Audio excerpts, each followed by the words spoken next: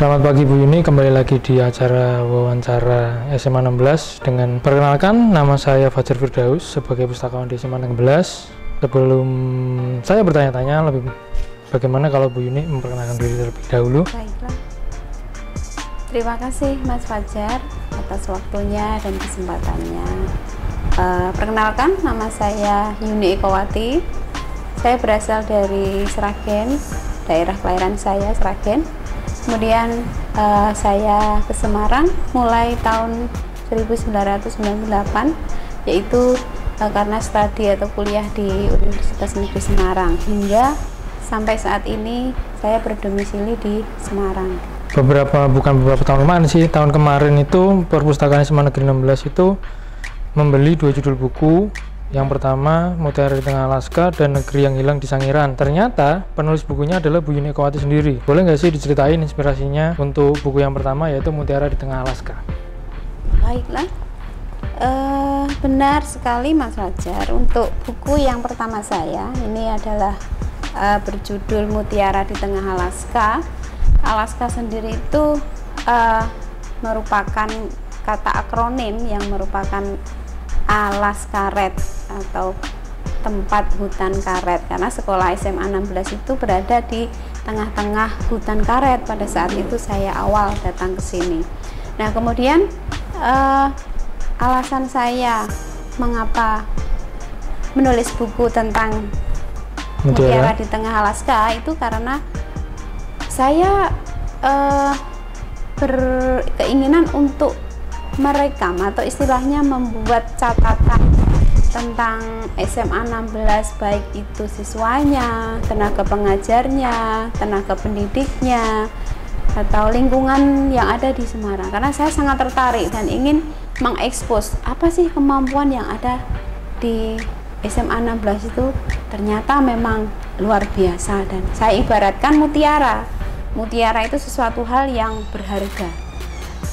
Nah, di tengah hutan, karena di tengah hutan orang akan melihat ternyata di tengah hutan ada mutiara, dan mutiara itu saya ibaratkan ya anak-anak beserta tenaga pengajar dan karyawan yang ada di SMA 16. Memang sebenarnya potensi itu bisa digali gitu. Menulis buku ini sebenarnya sejak kapan sih? Baiklah, kalau secara kegiatan tulis menulis itu begini Mas Fajar, saya memulai atau menyukainya itu sudah mulai dari SMP, SMA, SMP ya, itu dulu ada buku harian gitu. Buku harian, kalau sekarang kan sudah tidak ada lah. Diary. Hey diary. Yeah. Itu saya suka sekali. Setiap hari kejadian apapun itu saya punya buku, dan buku itu hanya saya yang tahu ada kuncinya. Waktu itu kan bentuknya seperti itu. Kalau sekarang kan WA, Facebook, sosial media banyak ya. Kebiasaan itu yang menggiring saya untuk ingin mengabadikan atau menulis segala sesuatu yang menurut saya itu baik dan menarik.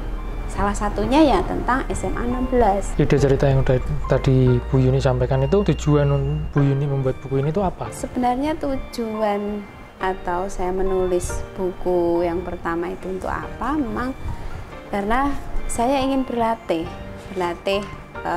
menulis, kemudian menuangkan apa yang saya lihat, yang saya alami, dan harapan saya juga untuk kedepannya bisa sebagai istilahnya apa ya, penarik teman atau siswa ataupun rekan-rekan yang ingin juga menulis tentang yang dia inginkan gitu.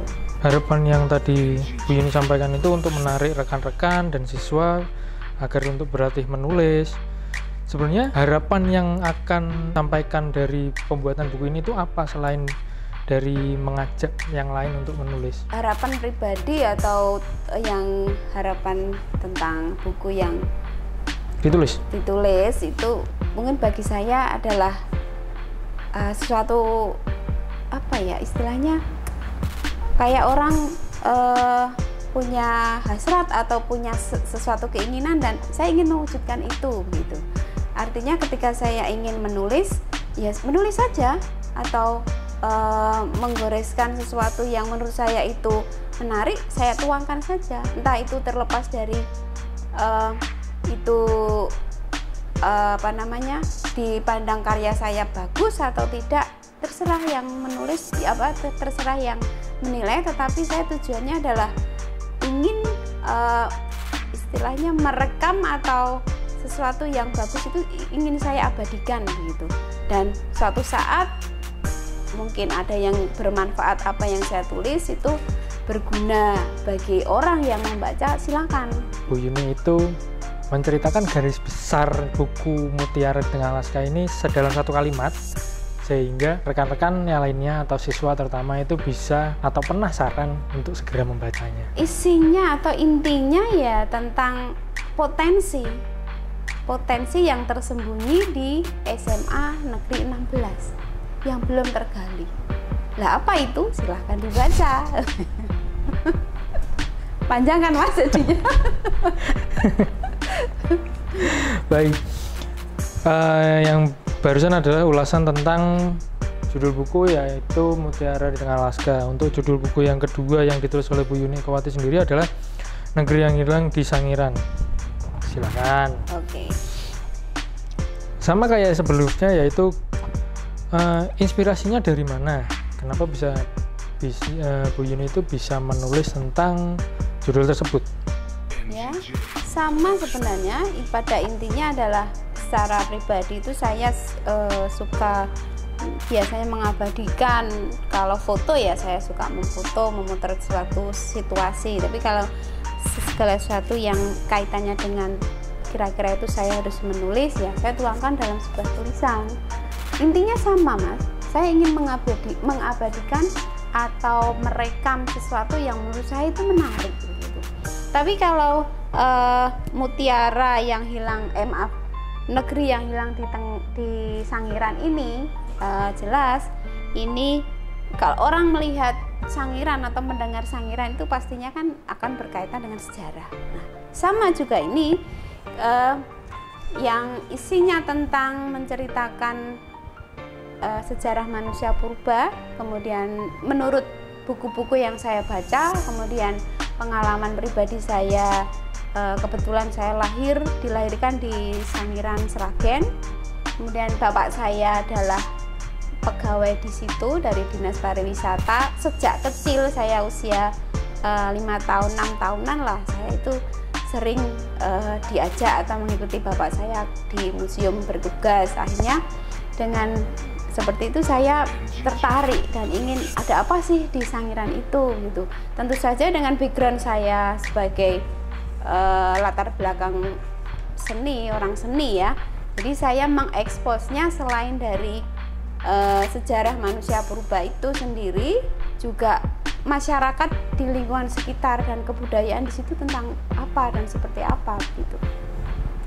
Pertanyaan saya satu aja cukup. Ada apa sih di Sangiran? Ada apa? Satu kalimat aja Bu. Ada apa sih di Sangiran? Misteri. Itu jawaban saya, misteri. Karena iya kan? Melihat judulnya aja Negeri yang Hilang di Sangiran, kayak menggambarkan bahwa negeri seperti apa, bentuknya seperti apa, sejarahnya seperti apa. Tapi kalau dijawab sama aja membocorkan informasi bukunya. Itu rahasia perusahaan. Makanya teman-teman harus baca ya. Betul. Bu ini mau membocorkan sedikit? Sedikit saja, karena saya ya pada intinya saya kalau berbagi itu tidak pelit sebenarnya Mas. Misteri yang saya maksudkan di sini adalah pengalaman pribadi itu. Masyarakat di Sangiran tidak apa ya istilahnya, tidak heran atau tidak asing lagi ketika di depan rumah saat tahun sekitar itu 80-an begitu, 85, 86, karena saya waktu itu usia 6 atau 5 tahun itu sudah mulai ingat, memori saya sudah mulai, saya bisa mengingat gitu. Itu depan rumah itu pasti ada fosil seperti kerang laut.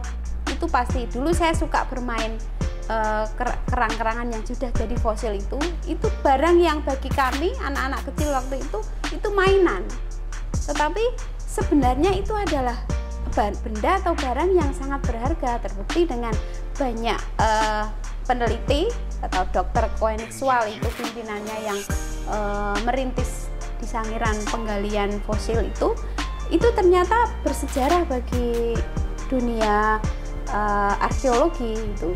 Tapi bagi kami waktu itu sesuatu untuk mainan hari-hari gitu. Ketika orang mau membuat rumah, menggali tanah itu pasti ada fosil-fosil itu. Nah, itu menggambarkan bahwa sebenarnya di Sangiran itu dulu adalah lautan. Oke. Gitu. Lebih luas lanjut baca bukunya. Silahkan baca bukunya. Dapatkan dan miliki.